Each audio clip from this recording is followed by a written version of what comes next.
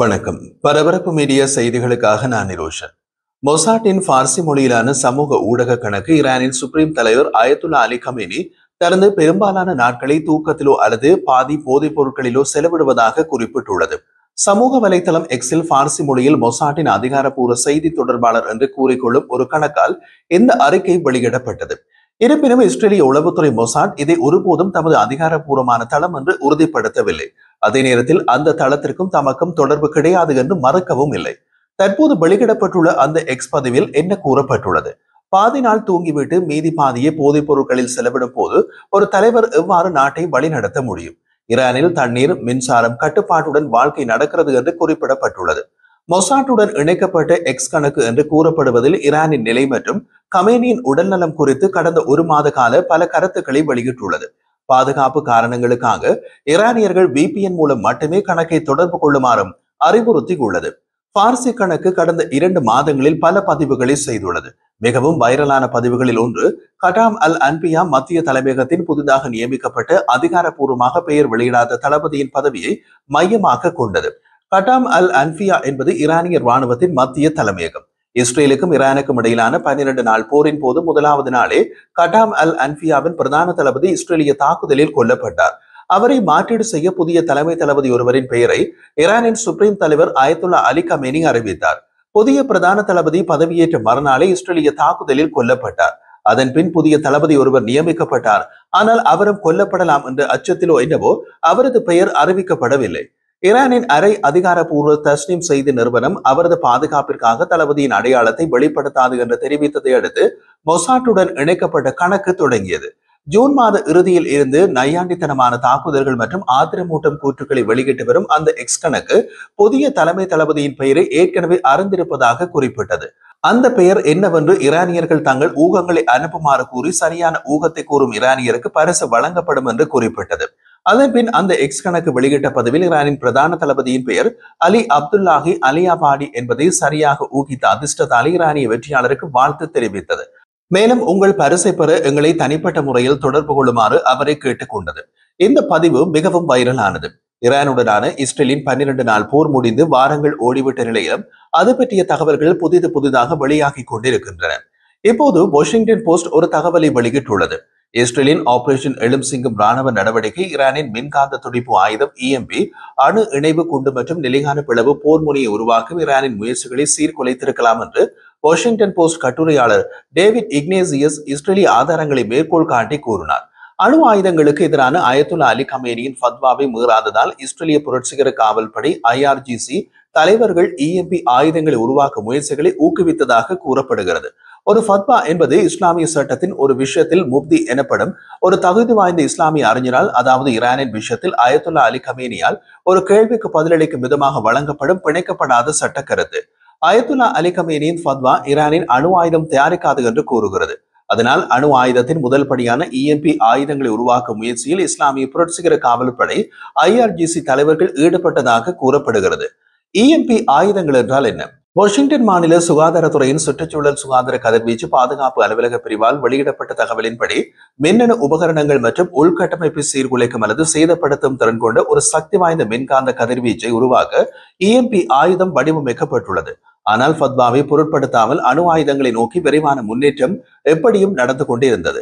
ஒரு அணுகுண்டை உருவாக்க சுப்ரீம் தலைவரின் இறுதி ஒப்புதலை மட்டுமே IRGC எதிர்பார்த்தது என்றும் இஸ்ரேல் நம்புவதாக கூறப்பட்டுள்ளது.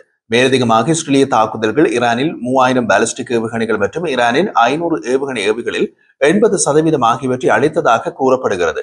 போருக்கு முன்பு டெஹ்ரான் தனது பாலிஸ்டிக் ஏவுகணை இருப்பை குறைந்தது 8000 வளர்ச்சிக்கும் நோக்கத்தை கொண்டிருந்ததாகவும் இதனால் தாக்குதல்கள் தேவைப்பட்டதாகவும் பெயரிடப்படாத இஸ்ரேலிய வட்டாரம் கூறியது. உளவுத்துறை தகவல்கள் இருந்த போதிலும் டெஹ்ரானிடம் இருந்த திட எரிபொருள் ஏவுகணைகளின் எண்ணிக்கையை கண்டு இஸ்ரேல் ஆச்சரியப்பட்டதாக கூறப்படுகிறது. ஈரான் இனியொரு அணுசக்தி நாடாக இல்லை என்று நன்கு தகவல் அறிந்த இஸ்ரேலிய வட்டாரம் தம்மிடம் கூறியதாக வாஷிங்டன் போஸ்ட் கூறுகிறது. ஈரானுக்கு இப்போது அதன் செயற்பாடுகளை மறைக்க முடியும் என்று கருதினால் ஒரு வழங்கக்கூடிய அணு ஆயுதத்தை உருவாக்க குறைந்தபட்சம் 1 முதல் 2 ஆண்டுகள் தேவைப்படும் என்று இஸ்ரேலிய வட்டாரம் கூறினார். ஈரானில் நடத்தப்பட்ட தாக்குதல்கள் அதன் நோக்கங்களை அடைந்ததாக ட்ரம்ப் நிர்வாகம் மற்றும் இஸ்ரேல் ஆகிய இருதரப்பின் கூற்றுக்களையும் இந்த வட்டாரம் ஆதரிக்கின்றது.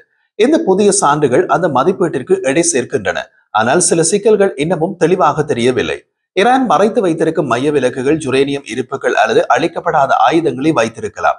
இவற்றுடன் இன்னமும் பல அறியப்படாதவை உள்ளன.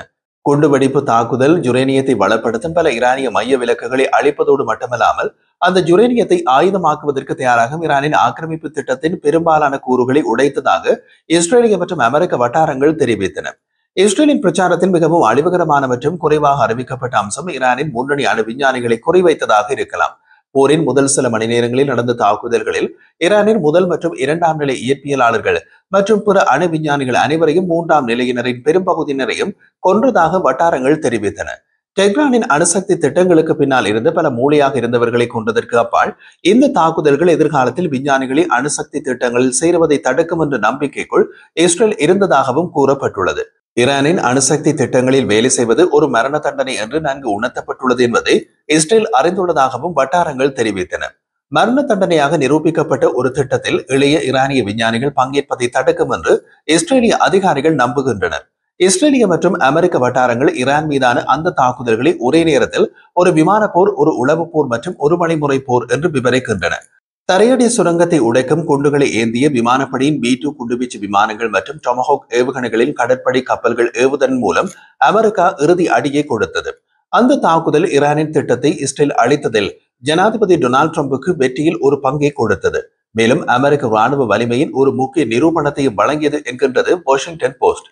ஜூன் 13ஆம் தேதி இஸ்ரேல் தனது தாக்குதல்களை தொடங்க ட்ரம்ப் நிர்வாகம் பச்சை கொடி காட்டியது.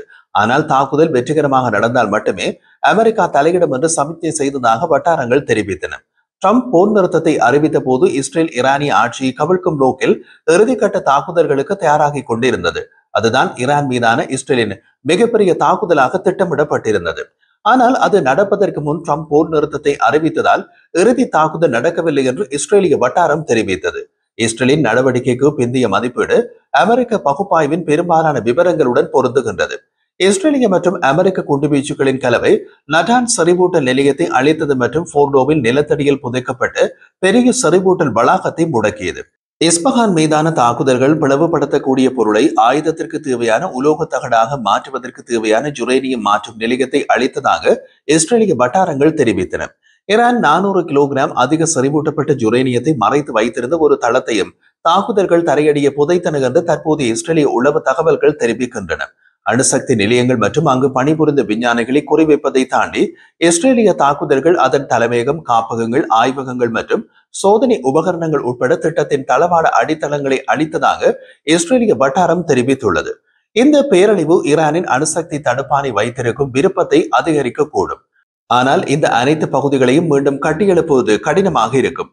12 நாள் தீர்க்கமான போருக்கு பின்னர் ட்ரம்ப் நிர்வாகத்திற்கு எஞ்சியிருக்கும் கொள்கை குழப்பம் என்னவென்றால் ஈரான் தனது திட்டத்தை மீண்டும் கட்டியெழுப்புவதை தடுக்கும் ஒரு புதிய அணுசக்தி ஒப்பந்தத்தை தேடுவதா என்பதுதான். இதுவரை அமெரிக்க அதிகாரிகளின் கூற்றுப்படி செறிவூட்டலை தடை செய்வதற்கான அமெரிக்க கோரியை டெஹ்ரான் நிராகரித்துள்ளது. எனவே இந்த பிரச்சனை சர்ச்சைக்குரியதாக இருக்கலாம். 1968ஆம் ஆண்டு அணு ஆயுத பரவல் தடை ஒப்பந்தத்தில் ஈரான் தொடர்ந்து கையொப்பமிடும் என்றும் அதன் வசதிகளை சர்வதேச அணுசக்தி நிறுவனம் ஆய்வு செய்ய அனுமதிக்கும் என்றும் இஸ்ரேலியர்களும் அமெரிக்கர்களும் நம்புகிறார்கள். ஆனால் இப்போதைக்கு மற்றும் நீண்ட காலத்திற்கு ஈரானிய அணு ஆலைகளின் பெரும்பாலானவை இடிபாடுகள் மற்றும் தூசியை தவிர வேறு ஒன்றுமில்லை என்று அமெரிக்க மற்றும் இஸ்ரேலிய அதிகாரிகள் நம்புகிறார்கள்.